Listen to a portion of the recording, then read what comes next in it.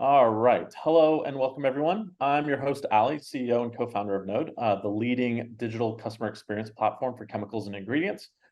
Our goal with this series, as you know, is to share the perspectives that you need to navigate the changing digital landscape in our industry. We have another amazing guest with us today, and I can't wait to get started. I'm thrilled to welcome Paul Tayler, CEO of Nexeo Plastics. As I'm sure all of you guys know, Nexeo Plastics is a leading global plastic resins distributor representing quality products from the world-class suppliers. Nexeo Plastics goes beyond traditional logistics and provides many services, including material selection support, application development, process optimization, supply chain optimization, and much more. They exist to help you solve your material challenges. I am so glad to have Paul here. I've known Paul for a little while. He's an amazing human being. Paul, anything else about Nexeo or yourself that you want to share before we get started? Well, firstly, thanks for inviting me, Ali. So it's great to be invited on one of these podcasts. I've seen a lot of other podcasts you've done. They're all great. In terms of Nexeo, this year actually is our 50th anniversary, so it's a special year. We have been around a long time. I would say a part of the DNA is innovation. So as a distributor, you've constantly got to reinvent yourself in terms of how you can add more value to your customers, to your suppliers, and also internally with your employees as well. And so we've been looking and trying to lead in terms of innovations, use of technology and things like that. So it's an exciting time for us.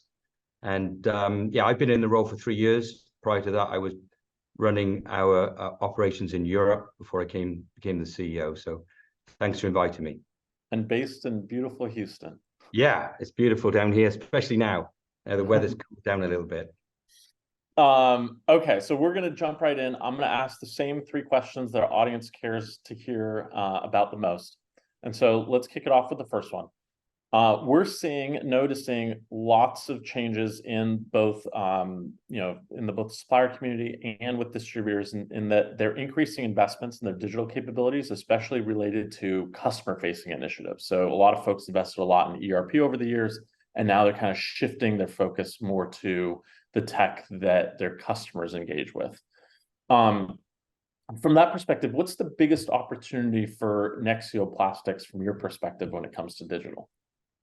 Yeah, I think, Ali, as you say, we've been using ERP, CRM systems for a long time, so we've been engaged.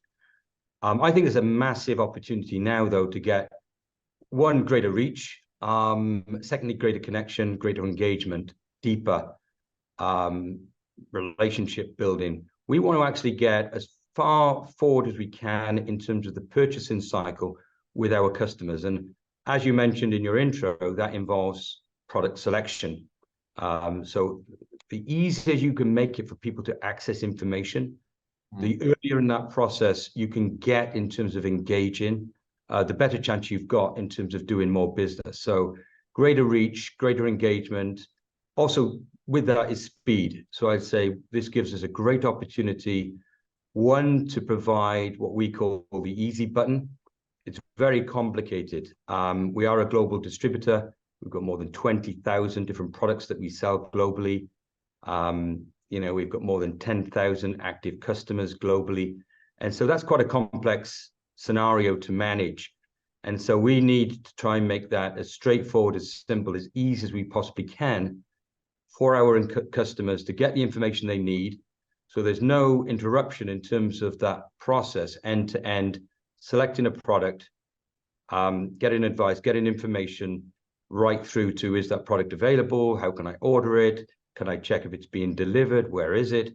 So right end to end. And I think there's a huge opportunity for us to really take that to a different level now. And that's one of the areas we've been paying close attention and investing in over the last few years, as I've discussed with you in the past. Yeah, I mean, look, right off the top, you've nailed it. So, from our perspective, there's still a lot of suppliers and distributors that are struggling just to get their product catalog accessible online. And so, if you want to expand the reach and be able to, generate new leads and those sort of things, you got to give your customers something to engage with. And so them being able to come in, explore your large catalog, hit a handful of filters and find what they're looking for is incredibly valuable. And if you don't kind of set up that discovery process first, and then, like you said, you can't build the rest of the end to end. And so I do think you guys have done some amazing work there. So congrats on all that. Thank you. There has been changing expectations from customers when it comes to the way that they engage with you.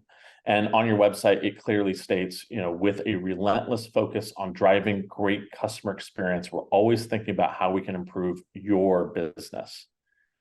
How do you think your digital strategies help meet these new customer expectations?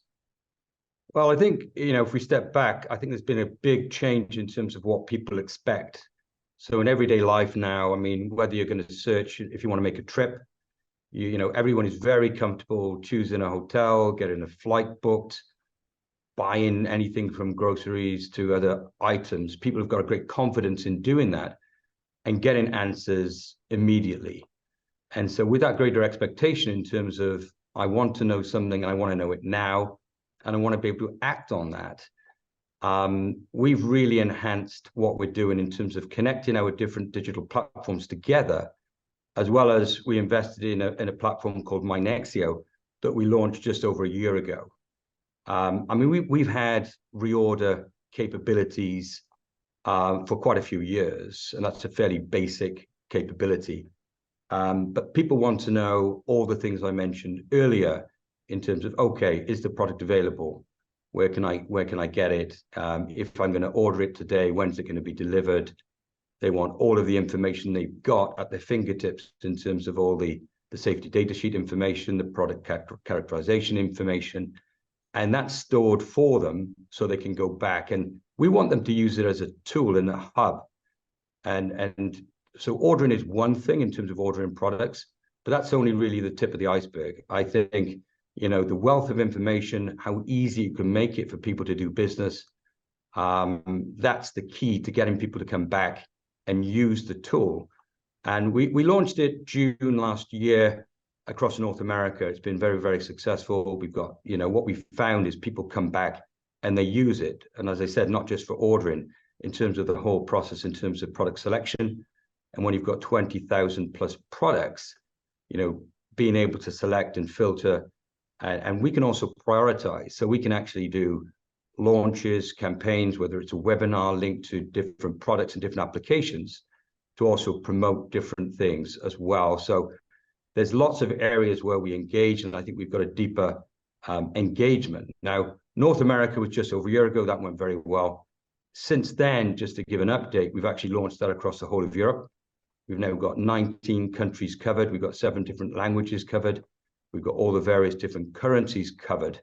And I'm really proud of the team in terms of how they've been able to stand that up in a very short time period to really get an edge in terms of differentiation and how easy we can make it for our customers to find what they really want.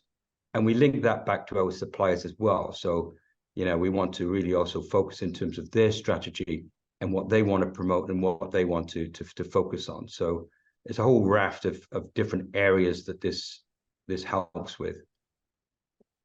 Love that. I mean, we've focused this conversation around, the customer experience, and I'm going to go off script a little bit and also ask about, whether you've thought about creating similar experiences for your suppliers, and, how do you take some of those customer insights along with other information and give them a portal into your world? Yeah, I mean, we work very, very closely with our strategic suppliers, and we've demonstrated what this platform can do. And we've had numerous conversations in terms of how we can connect what they're doing to the platform, to the promotions, to the campaigns. In the past, we've had different connection points from a digital perspective in terms of things like EDI links, for example. So we've done some of that more basic capabilities that's been there for some time. But it's really about integration, how you can integrate the different systems together. We also have a philosophy of being very transparent in terms of what we're doing with our suppliers and linking together. So in terms of developing new programs and projects, in terms of new business, that's very closely linked with our suppliers in terms of what we're doing together. as a partnership. And I think that's what digital capabilities give you as well, is the ability to form much faster, more responsive, more productive collaborations. And so it's all about collaboration. And we've discussed it in the past, Ali, in terms of, you can't do everything yourself. So you need to find other partners who are really good in different aspects, learn from them, and then move really quickly going forward. And that's what we did with my Nexeo. We actually engaged with a pilot list of active customers, and we actually designed it and developed it with those customers and tweaked it along the way prior to the launch. And we're constantly doing that. So for me, it's a question of making sure you start, make good progress, don't have too broad a scope when you start, but then iterate in a very active and fast way so you can keep improving on that. And we're still doing that today. Look, just based on what I've seen around my Nexeo and some of the other capabilities you've built and what you've shared today, I can tell the audience that you guys are in the top, very high percentile of this industry. Your capabilities, just what you've developed over the past year, I think has leapfrogged a lot of folks. And I give you guys a ton of credit for continuing to put in the investment in order to stay ahead. And it kind of leads into the third question, I think the most important question, which is that times have changed. This isn't like what it was in 2021 or 2020. There are certainly headwinds.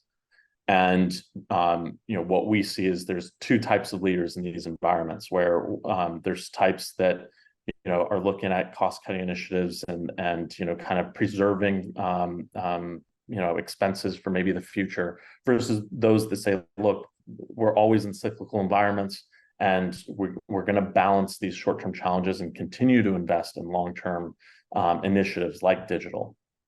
And I know you're more of the latter. And so what's kind of your perspective, and what would you share with your peers? I think you're absolutely right. It's about a balance at the end of the day, but you can't have just everything focused on the short-term environment we're in. You constantly need to reinvent and also see how you can increase your efficiency, productivity. We talked about reach being really important and increasing the scope that you've got. So we actually invested in this area during a difficult time. So 2021, from a economics perspective, was a pretty good year. There were challenges for sure, but it was from an economics perspective a pretty good year. Since then, things have moved towards more of a challenge, more headwinds, as you say. But I think that's when you can differentiate more as well. And so investing in tools that can differentiate you, I think, is the right investments to make. And again, you can decide on the scope. So we decided to pilot it. We worked very closely with key partners. We worked initially here in North America. We've since expanded that in terms of Europe. So you've constantly got to be moving forward, but you gain a lot from that. And so, yes, we invested, but it is very targeted. So you need to decide where you're going to put your investment and focus. And for us, this is one area that we think will provide big dividends in the future. And it definitely is one area to differentiate on. So tough choices, you have to balance that in good times and bad. But you also need to stick to your end goal. And for us, it's around how we can really become an invaluable connection for our customers in terms of the choices they want to make, and making their businesses stronger through the support we can give them. And then as a distributor, we're in that sweet spot between our suppliers and our customers and connecting them. And for me, the digital connection is one of those really critical areas that you do need to excel. And so we did a lot of collaboration with people in the industry to check best practice and what can we take to build the right tools. So it's external in terms of customers, external in terms of our suppliers, but it plays a big part in terms of how we connect internally with all of our employees as well. So it's been a key focus for us, and we prioritized in this area. And for our business, we think this is really key. I obviously have a biased opinion, but I can't agree more. And everyone's looking for that edge, or what's the differentiation, maybe not in 2 years, but in 5 years. and yeah, firm believer that digital is one of those things because it, creates more information flow, it gives you access data, it creates those collaboration opportunities that you spoke of earlier. I mean, hopefully now nobody sort of debates the merits of moving further and further online. I mean, this is obviously where the world is going. And so, look, I love the insights that you provided. I think it was very real. It was very tangible. I know that, everyone loves listening to these short, informal conversations, especially from folks like you that are grounded in real digital capabilities, and you're helping shape the industry with these capabilities. So thank you for everything that you do to move this industry forward. I can't wait to see where my Nexeo Plastics goes in the future. I stand by what I said earlier. You guys are in that top percentile, and so keep investing, keep innovating. And congratulations on 50 years. I'm sure the next 50 will be much more fruitful. Thank you very much, Ali. Thanks for inviting me, and thanks very much. Thank you very much, Paul. Have a good one. Take care.